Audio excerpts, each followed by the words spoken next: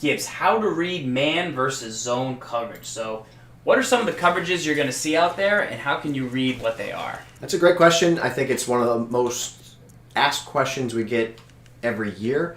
While there's no 100% way to tell the difference between man and zone, like there's just no foolproof way to know, there are some things that can aid you in knowing what you're facing. And it all starts with reading the safeties, which is your free safety here, Iloka, and then Williams, your strong safety.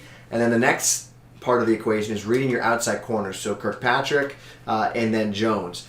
Where you start when reading the safeties, you start with them first, and you need to determine, are there two high safeties or is there one high safety? What that's going to tell you, it's going to tell, is this a cover 4? Is it a cover 2? Is it a cover 2 man? It gives you enough intel to tell you what the safeties are doing, and then that can help you decipher what the underneath coverage is. Can you go to a cover 3 to show what a one high safety would look like? There you go. So right there, that's what one high safety looks like. That means it's generally going to be cover 3 zone or cover 1 or cover 1 man. After the snap is when you figure out man or zone. But if you go back to cover 4, you'll see that you have two high safeties. So two high safeties, it could either be cover 2, could be cover 2 man, but the way you can tell is that the outside corners are back. If it was cover 2 zone or cover 2 man, the corners are up more. And this is more of a general look that you see. So this is how you know it's either going to be cover 2 zone or cover 2 man. In Madden 18 specifically, with updates from last year's game, some zones will turn and play man, and that can surprise you. Whew. Yes, it can. But one way you can know it's cover 3 is in cover 3, you look at the safety, and if he drops down or even if he starts up, that's how you know. That's kind of how I figure out what it is. But after the snap is when you figure out man or zone. Okay, they're drifting back. It looks like zone. Yeah, after the snap, it's up to you to make a read. So there are ways that people can disguise the coverage, and it's one of the reasons why when we tell you defensive setups, we always tell you base align press. When you base align, you're freezing your defense into one default position, and why I tell you to press is because press will give you put your defenders in coverage, make it look like man. Now, one thing you'll note here that you can get reads on is take a look at this corner over here. See how he's inside the receiver?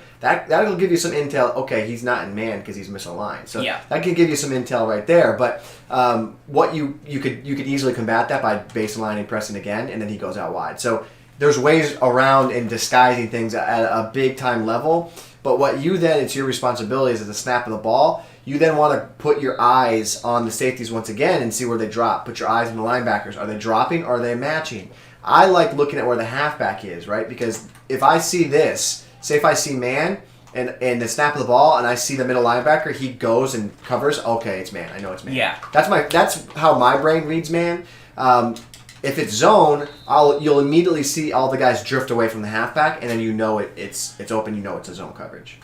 Very simple. So keep an eye out after the snap. That's when you're going to tell man or zone. But the little things you can do before the snap are, like if it's going to be cover 3 or cover 1, you don't want to look at the middle safety deep in cover 3 to figure out whether it's man or zone, because he's always going to be in a zone. He's never going to man up somebody from that spot in cover 3. So you'd want to watch a linebacker, see if he drifts away.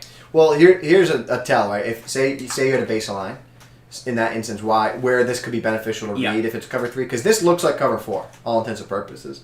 But what you get is this: if you read the safeties and you want to watch their drop step, right? If this safety drops to the middle and his step is inside, that's your tell. Okay, cover 3. And then if you watch another safety, if they step to the sideline, that's how you know. Oh, it's cover 3.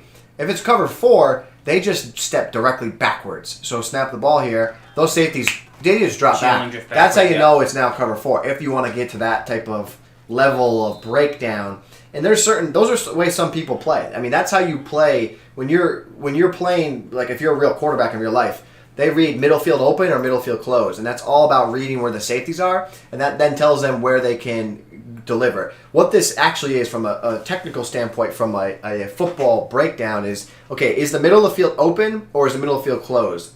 There's a great write-up on smartfootball.com, I believe, by Chris Brown that breaks a lot of this down. So if you get middle field open, what you get, and I very well could have this backwards, but if you have middle field open, you have what we say, okay, that tells you it's cover 3. That means I can throw the seams. It's cover 3. It gives you intel of where you're going to put the ball after the snap. Okay, cover 3, I want to hit those seams. So they split the seam, deliver a strike right there. Bang, he's got big body, make a play.